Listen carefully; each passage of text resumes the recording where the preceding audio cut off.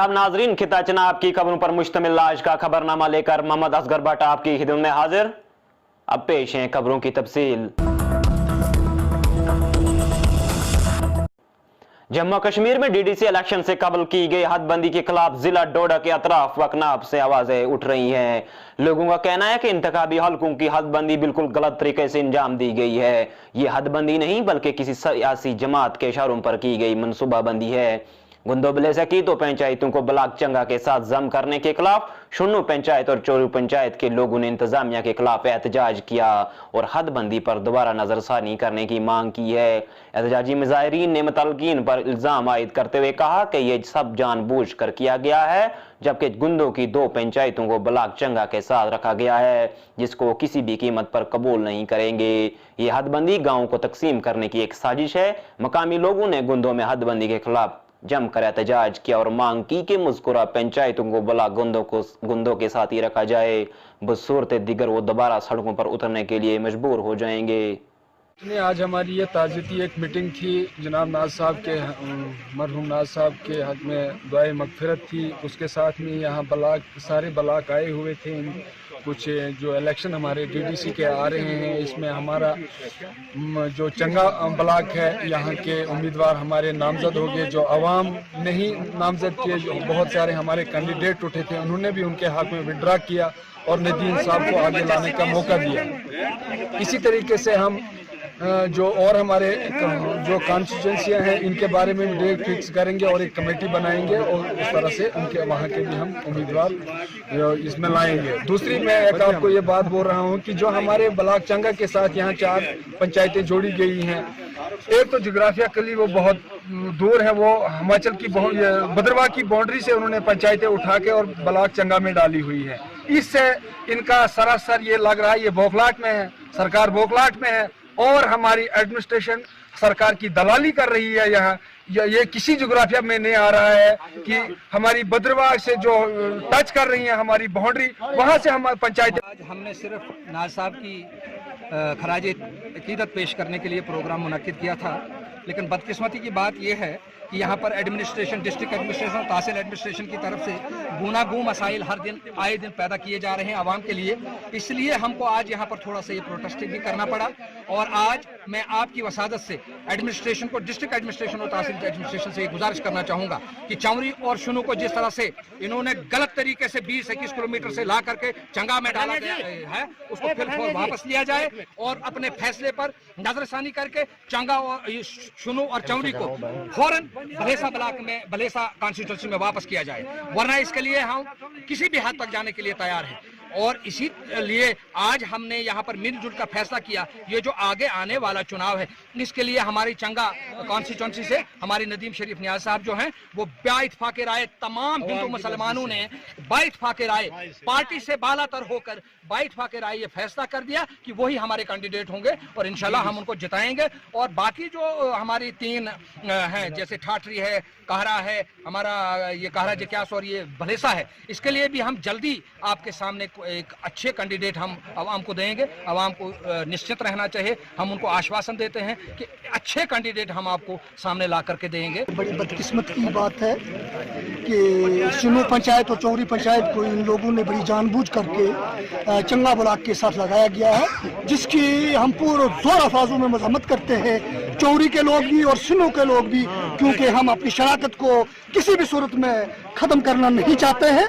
लिहाजा हमारी यहाँ तहसील एडमिनिस्ट्रेशन से भी और डिस्ट्रिक्ट की जो एडमिनिस्ट्रेशन, उससे भी हमारी मौदबाना गुजारिश है कि उससे केवल के हम सड़कों पर उतर जाएं, उससे केवल इस फैसले को वापस लिया जाए और हमारी शनाख्त जो है वो ब्लॉक गुंदों के साथ है, भलेसा के साथ है, और उस शनाख्त को चौरी और शुनू को उस शनाख्त के साथ साथ रहना दिया जाए। ऐसा नहीं किया तो फिर ना तो हम यहाँ वोट डालने के लिए रेडी हो जाएंगे और नहीं हम पूरे जुदो। तहसील खड़ी के इलाका मंगत के अवाम ने इलाका में बुनियादी सहूलियात की अदम दस्तियाबी के खिलाफ शदीद नाराजगी का इजहार करते हुए कहा कि मौजूदा वक्त में जब लोग दुनिया मरीख पर बसाने की कोशिश कर रहे हैं, लेकिन मंगत की अवाम बुनियादी सहूलियत के लिए जदोजहद कर रही है।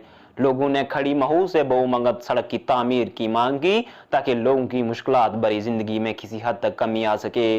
मंगत इलाका में पीने के साफ पानी की शदीद किल्लत पाई जा रही है, जिस वजह से लोग पानी के बूंद बूंद के मोहताज हैं और महकमा के हर नल से जल के दावे भी खोखले साबित हो रहे हैं। इसके अलावा इलाका में बिजली की हालत भी नागुफ्ताबे है और बरसों से अवामी मांग पर कोई अमल दरामद नहीं हो रहा है। तो चले सर, आपकी यहाँ पे पानी के हवाले से प्रॉब्लम है, तो इस हवाले से आपको क्या कहना है, कब से आपको यहाँ पानी की दिक्कत आ रही है? सर यहाँ से कम 1.5-2 महीने से पानी की बहुत परेशानी हो रही है। ये जो मुलाजिम यहाँ पे हैं वो हड़ताल पे बैठे हैं और हमें बहुत ही मुश्किलों का सामना करना पड़ता है।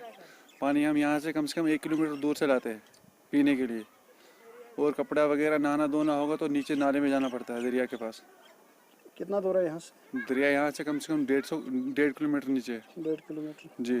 तो इस हवाले से आपने क्या हुकाम तक बात पहुँचाई कि हमारी जो मुश्किल है इसको हल किया जाए? बोला था तो लेकिन कोई फर्क नहीं पड़ा।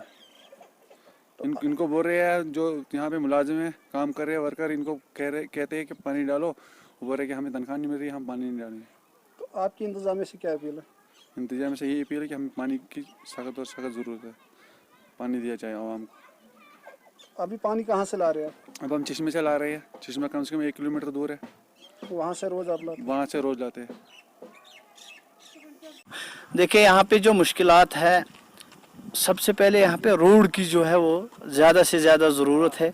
हमारा जो रोड है, पूरी सरकार इस वक्त रोड को मोहमंगित और मंगित को कनेक्टिविटी के साथ जोड़ने को देख रहा है, लेकिन जो मंगित इलाका है सबसे बड़ा इलाका है, जिसमें 10 या 12 वार्ड, कम से कम 15,000 के बीच में आबादी जो है रोड कनेक्टिविटी से बिल्कुल कट के है। हमारी डिमांड है सरकार से कि वो हमें ज़्यादातर जो हमें बवा से मंगित रोड का प्रोजेक्ट है, वो अगर हमें सरकार ज़्यादा से ज़्यादा उसको मंगी तक पहुंचाएंगे, वो सरकार की बड़ी मेहरबानी थी। इसके बाद में यहाँ जिस वक्त हम खड़ा है, सरकार ने 2016 में यहाँ पे एक पीएचसी बिल्डिंग का काम शुरू किया है, जो 4 साल तक भी मुकम्मल ना हुआ। आज आप देख रहे हैं यहाँ आपके सामने बिल्डिंग है कि ठेकेदार इस पे बड़ी सुस्त रफ्तारी से काम कर रहा है। हमने पंचायत के थ्रू 3-4 रेजोल्यूशन पास करके एक्जीन साहब को दे दिया, लेकिन इस बिल्डिंग पे कोई कार्रवाई नहीं हो रहा है। ठेकेदार बिल्कुल मनमानी काम कर रहा है। जैसा कि एक रास्ते पे छोटा जो नरेगा का रास्ता 4 या 2 लाख से कम जो होता है, उस पे यहाँ के लोग 10 या 15 लोग काम कर रहे हैं, लेकिन यहाँ पे जो करोड़ों का प्रोजेक्ट पीएचसी बिल्डिंग चल रहा है, इस पे ठेकेदार 2 या 4 आदमी लगा के रखता है। वो भी ठेकेदार कौन है सर? वो बनी हाल का है, एजाज निजामी साहब। इसके साथ साथ यहाँ पे जो लोगों की मुश्किलात है, पानी की सख्त मुश्किलात है।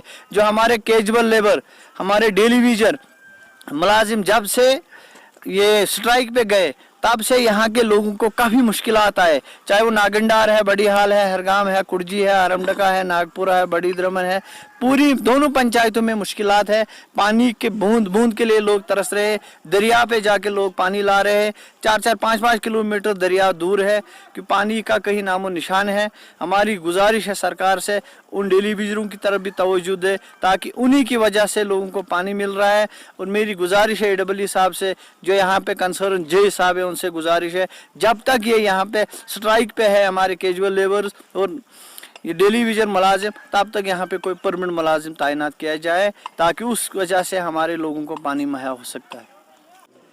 कि 2-3 साल पहले यहाँ पे अच्छा स्टाफ था, 2 डॉक्टर थे, डेंटल असिस्टेंट था, लेबॉर्ट्री असिस्टेंट था, यहाँ डेंटल सर्जन भी था और 2 FMPHW भी था। मगर नामालूम की वजूहात की बिना पे सरकार ने तमाम मुलाजिमों को यहाँ से ट्रांसफ़र किया। कईयों को बनहाल रखा, कईयों को बटोद रखा, कईयों को बनकोट में रखा। इसी तरह इन्होंने यहाँ के जो 4th क्लास मुलाजिम है, यहाँ के अस्पताल का पियान चपड़ासी तक इन्होंने बनहाल में रखा है। ये लोगों के साथ सरासर नाइंसाफ़ी है। हमारी गुजारिश है CMO साहब से, DC साहब से कि यहाँ की इस अस्पताल की नज़रसानी करे। अगर उन्होंने चंद वक्त तक 10-15 दिन तक यहाँ पे स्टाफ न भेजा, तो यहाँ के लोग बच्चे सड़कों पे उतर आएंगे। फिर सरकार हम पे दावा न करे कि आप लोगों ने स्ट्राइक किया। हम स्ट्राइक करने के लिए मजबूर हैं। यहाँ के लोग काफ़ी तंग आ चुका है इस महकमे से कि यहाँ पे स्टाफ की काफ़ी कमी है। शिकायत है जनाब, अगर हम सोचें तो हमारी शिकायतें तो बहुत है। हमारा इलाका जो है कि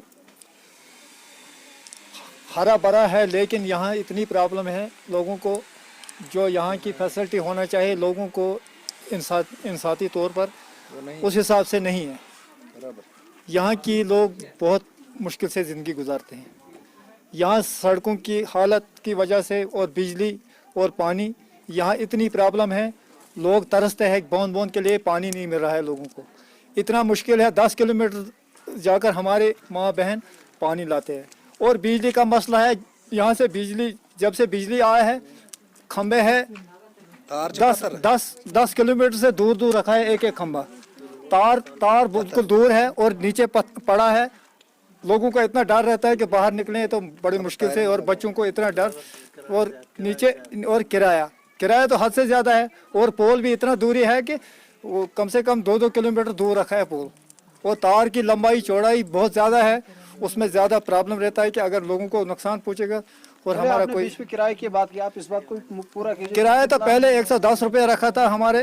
कहाँ से जो ये बवा से बानिहाल कितना 100 रुपये था। 100 रुपये। और इस वक्त हमारा किराया बढ़ा है मुँह मंगे, जैसे कि लोग ड्राइवर साहब मंगेगा उससे 70 बवा से देते थे 70 रुपये। इस वक्त हम 150 रुपये देते हैं बानिहाल तक, और किसी वक्त किसी से 200 भी लेते हैं।